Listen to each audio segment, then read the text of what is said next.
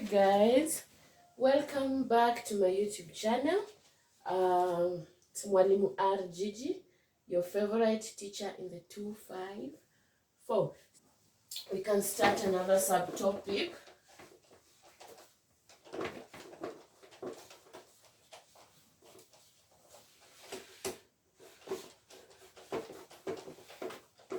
So all of these are just a sneak peek of what we are doing in electrical installation. So before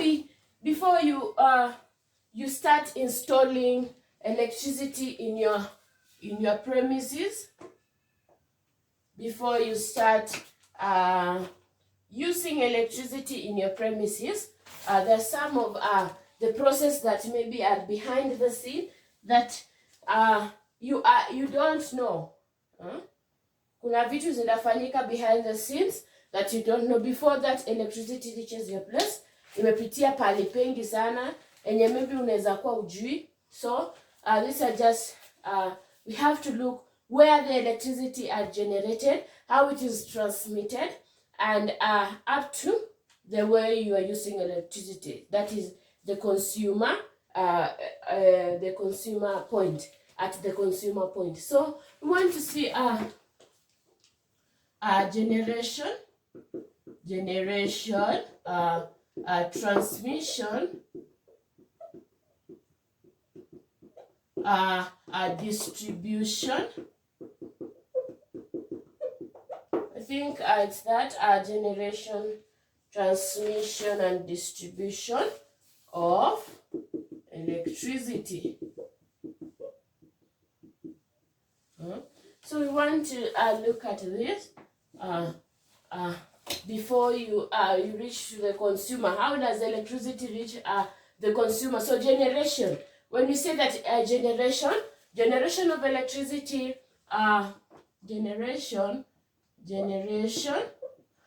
we have generating stations. We have generating stations. We have generating stations. So before you get electricity, we have generating stations that are involved in the generation of electricity. So we can have these are also, we can say that so we can say sources of power. So where does power comes from? So before we generate electricity, where does power comes from? So that is the first question. So we have the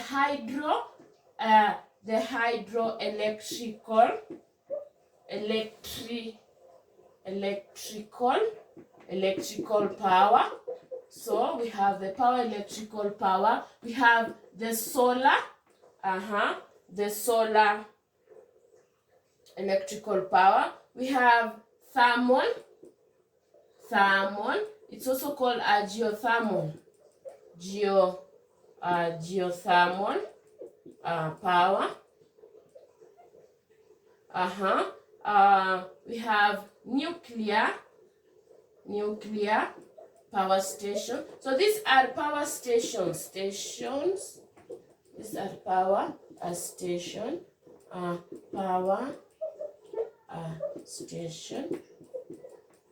Power station. So we have nuclear, we have geothermal, we have diesel power stations. We have diesel power. We have wind power stations, and so on and so forth. So when we say hydroelectrical power stations, this is just from water bodies. Solar is from the sun. Thermal is from the steam. We can also say that is into brackets steam power stations, thermal. Then we can say nuclear. It's from fission of what? Fission of I've forgotten that. Nuclear fission of something for the reaction ina react, something like that. Then diesel, we know that we have the fuel. And then wind is from the wind. We use a windmill. So we want to look at this, the sources of power and their advantages and their disadvantages. Then we see how, after that we'll see how the power is transmitted or distributed to the consumer. So we can start with hydroelectrical power.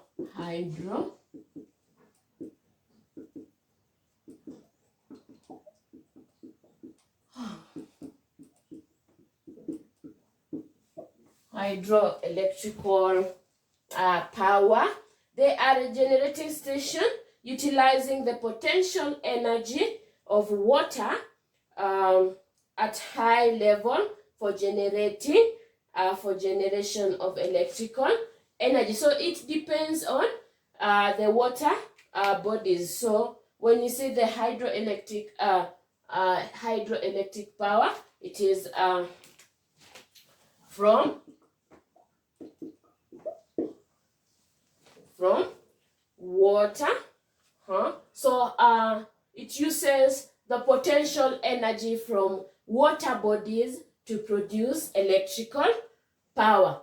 So can we write that? But I think we just have understood that. Maybe you can write some short notes on that. It is it uses the potential energy from water bodies to produce to generate electrical energy. So we can say, for example, we have the Seven Forks. The Seven Forks located at Eastern Province along River Tana. So we can say example. You can just say example. Example is the Seven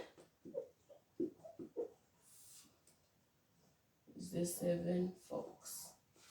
We're gonna add is the Seven is the Seven Forks. So it is located in the Eastern Province. It uses the River Tana. So that is an example of where we get the hydroelectrical power. So we can see the advantages. We can see the advantages of hydroelectric power. So advantages of hydroelectric power. So it helps in controlling floods. It also helps in controlling floods. Helps in controlling floods. We can have, does not require a long starting time. It does not require a long starting time. Does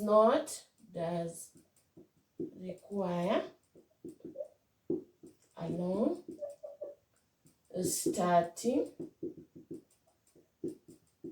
time. This means that when you start the hydroelectric the machines, it just starts instant. It does not require it to for example, like for diesel, it does not require it for a long time. Ikae mpaka ishike moto ndio ianze kufanya. It just start instantly. Then we can say it has little running charges as water is freely available. Little it has little running charges as water is freely available. So you can so to run it requires low charges because the water is just there. You can generate electricity as much as you want because water is available. Then it requires no fuel. It requires no fuel because it uses water to generate power, electricity. So it does not require fuel.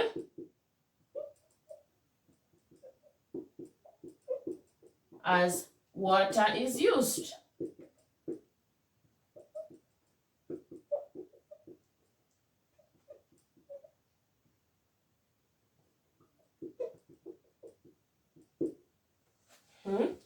So it has a long life. Has a long life, and then it is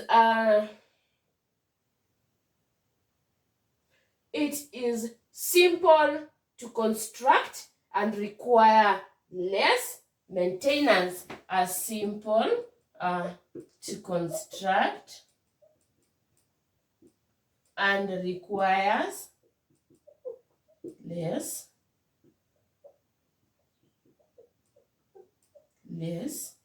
maintenance. We can also say that it is quiet, it is neat, it is quiet, it is neat, it is quiet and neat.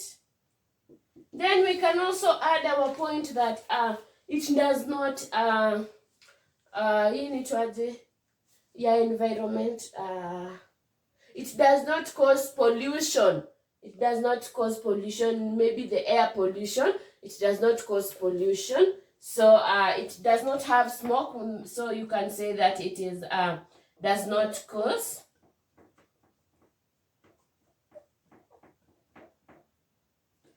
pollution. Because it does not have smoke. Because it does not have smoke. So these are just some of the advantages of hydroelectrical power. We say that the hydroelectrical power depends on the potential energy produced from the water, the water to produce electrical power. So what are the disadvantages? What are the disadvantages?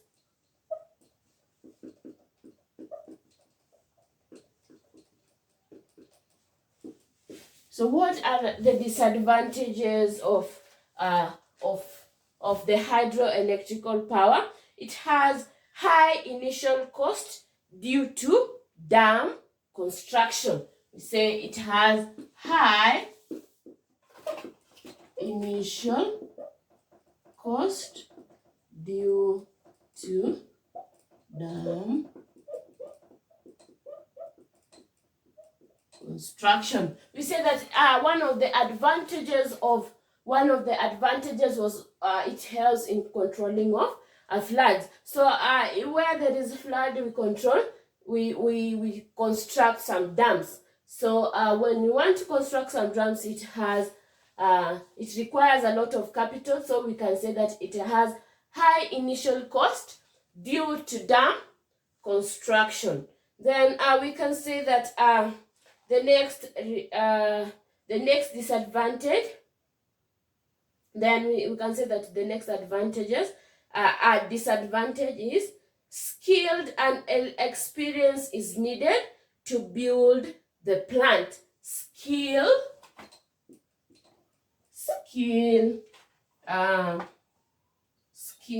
and experience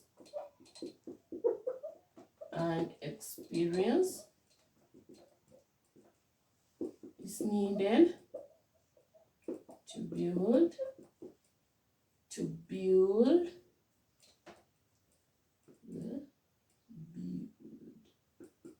the plant. We need skilled laborers. We also need experts for constructing the plants. Then it requires high cost of transmission lines if the plant is located in hilly areas. We said some of the things that we know that water is generated, a river flows from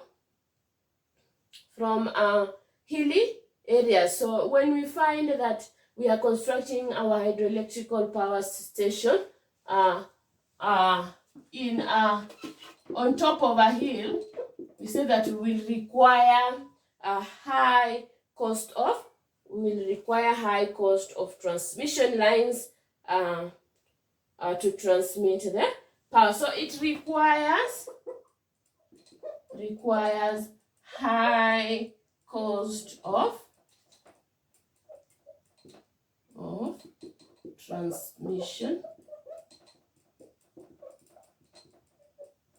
high cost of transmission line if the plant is located in hilly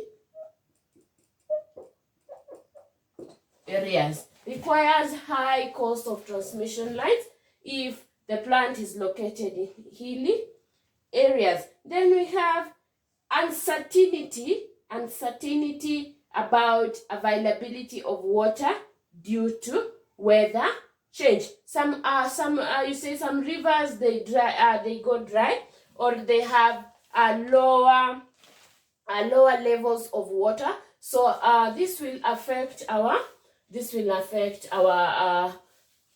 energy production. So we said that the power is generated from high level of water. So if the water lowers, we can say that we'll have a problem on that. So we say that uncertainty of uncertainty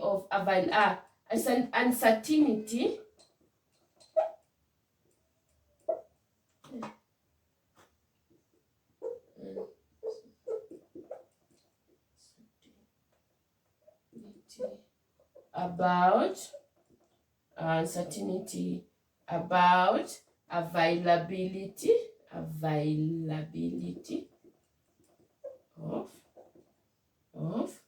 water due to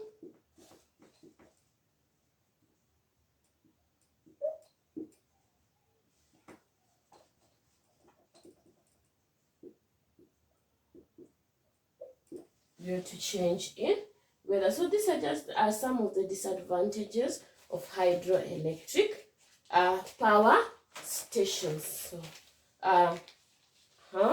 So what are the factors to consider before choosing a site for hydroelectrical power? Factors to consider before choosing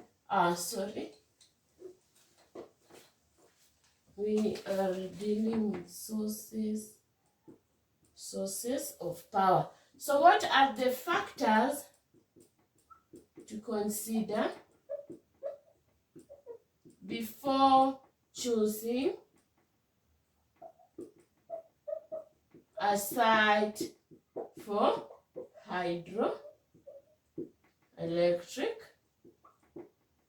electrical power stations? So what are these factors to consider before choosing a hydroelectrical power station? The first thing that we will look at is the availability of water, because we depend on water to produce the electrical power. So the first is availability of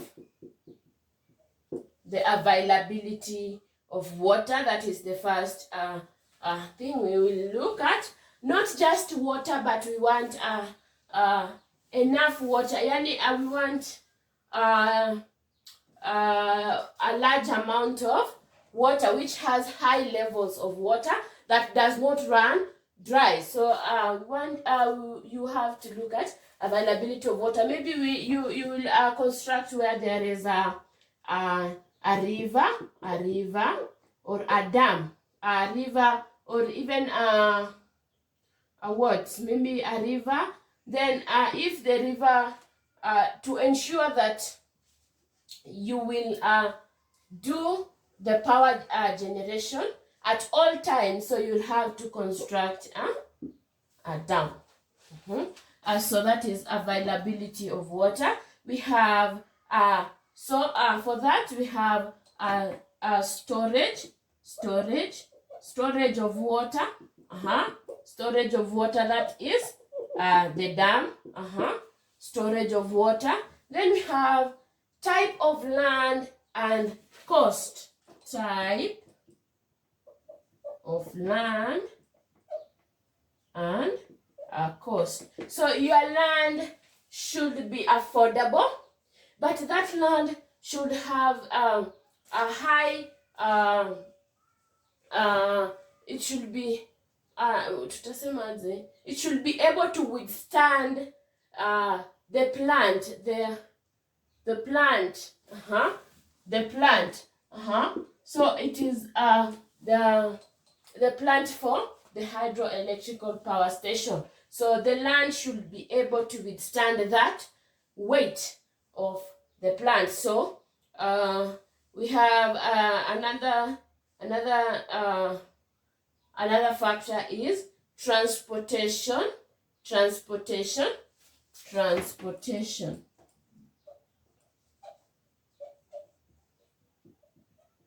So it should be located in a place that it is accessible. So that is all about the hydroelectrical power station. So we can look at the constitute of hydroelectrical power plant. I don't know if that is important, but we can just have a sneak peek of that. The constitute of hydroelectrical power plant.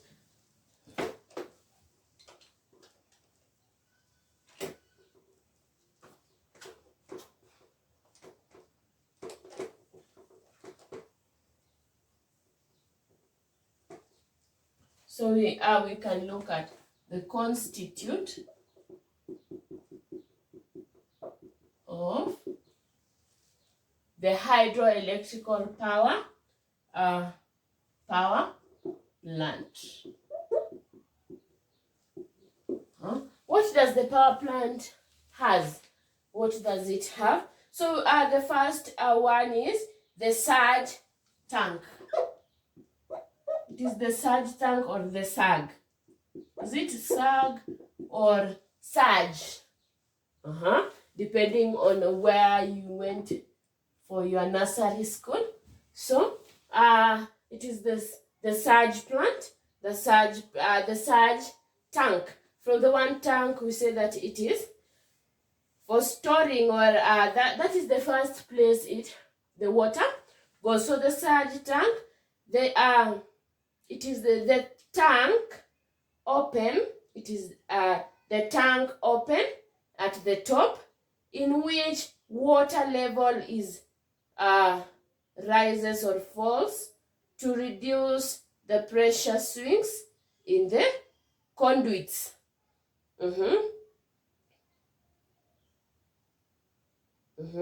This is the tank. It is the tank open at the top.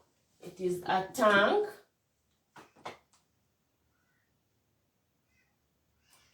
It is the tank open at the top. It is the tank open at the top. In which water rises or lowers.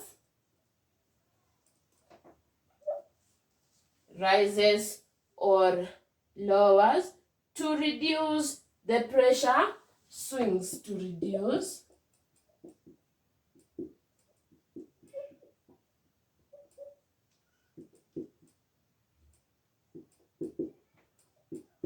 in the conduits. To reduce the pressure swings in the conduits. So the conduits are just channel of conveying water. They are channels of conveying water. So the surge tank is the open at the top, is the tank open at the top, in which water rises or lowers to reduce pressure swings in the conduits. The conduits, we say that they are the channels of conveying water. Then we have penstock. We have penstock. We have the surge tank. Then we have a penstock is one open or closed conduit which carry water to the turbines. So the penstock carry water to the turbines. Is conduit is one open or closed conduit. One open or closed conduit. We say that conduits they are. We say that conduits they are channel of conveying water, that the passage of water. Hizo ni kama sasa capillaries, something like that. They are used to carry water, so they are open or closed conduits that carry water to the turbines. That carry water to the turbines. So that carry water to the turbines. It is made up of reinforced concrete. So it is made up of reinforced.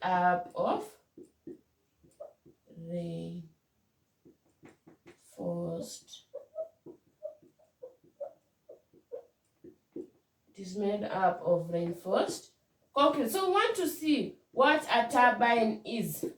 I don't know if we have. So it is called a water turbine.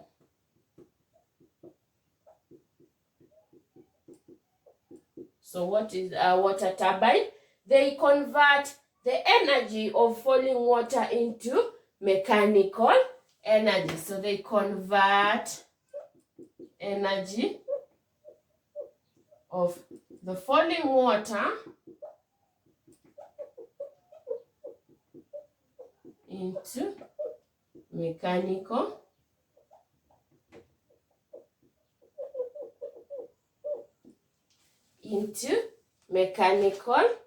energy. So we have something we call the alternators.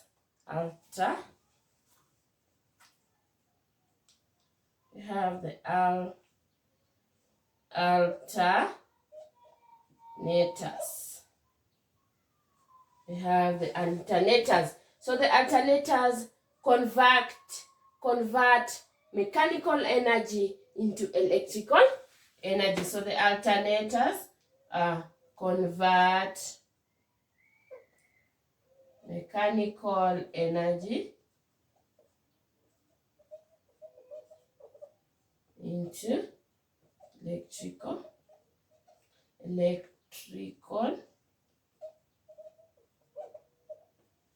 So they convert mechanical energy into electrical energy. And lastly, we have the dam. The dam. We all know what a dam is. A dam is just for storage of water.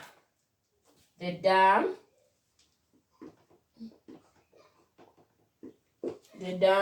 is a barrier which stores water. Is a barrier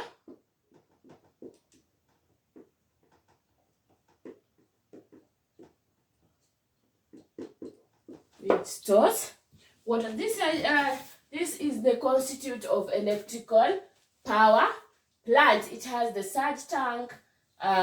These are tank opening at the top in which water rises or lowers. So let me stay here. So we can say that the surge tank is the tank open at the top in which water rises or lowers to reduce the pressure swings in the conduit. We say that conduits are just channel of conveying water. And then we have the penstock, which we see that a penstock is a conduit. So it is an open or closed conduit that carry water to the turbines. It is made up of reinforced concrete. So we go to, we say that next we have the water turbines. So the penstock gives, they carry water to the turbines. So when we have the water turbines, it converts the energy of the falling water into mechanical energy. Then it goes to the alternators, which convert the mechanical energy produced from the water turbines into electrical energy. So we have our electricity over there from the alternators. Then we have the dam, which you say that we use the dam to store